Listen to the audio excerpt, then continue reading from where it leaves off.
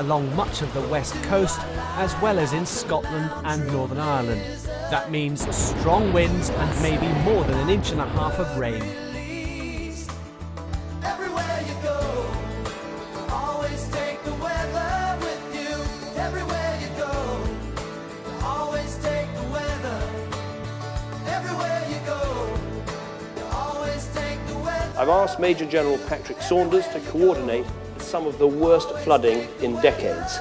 2.5 years ago, Nick and I put party differences aside to create bigger Floods. Some countries will sink, others will swim. that people, I think, are still struggling to really understand. I mean, the flooded area is absolutely pitiful.